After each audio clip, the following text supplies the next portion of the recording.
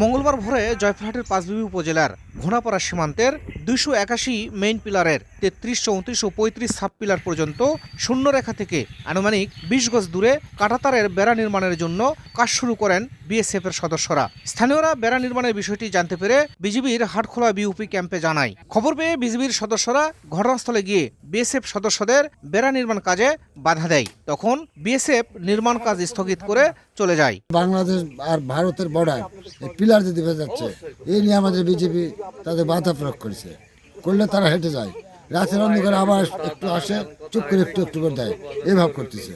2 থেকে 3 মাস ধরে মনে করেন যে লক্ষ্য করা যাচ্ছে বিএসএফ এর উপস্থিতি অনেকটাই বর্ডারে বেশি। এ ঘটনায় বিকেলে বিজিবি ও বিএসএফ এর মধ্যে পতাকা বৈঠক অনুষ্ঠিত হয়। বৈঠকে দুদেশের ক্যাম্প কোম্পানি কমান্ডার অংশগ্রহণ করেন। পতাকা বৈঠকে কাঁটাতারে বেড়া সরিয়ে নেওয়ার প্রতিশ্রুতি দেওয়া হয়। যেটা করছেন এটা উঠাতে হবে, সোজা কথা, এটা থাকবে না। তখন বলছে এটা আমরা তো এখন ঊর্ধ্বতন কর্মকর্তা ছাড়া এটা বলতে পারবো না, তবে আগামীকাল আমরা বলবো এটা উঠে ফেলাবো। পতাকা বৈঠকে বিএসএফ কাঁটাতারের বেড়া সরানোর প্রতিশ্রুতি দিলেও গত 2 মাসে একাধিকবার এমন ঘটনায় শঙ্কিত সীমান্ত এলাকার বাসিন্দারা। শাহিদুল ইসলাম সবুজ, সময় সংবাদ, জয়পুরহাট।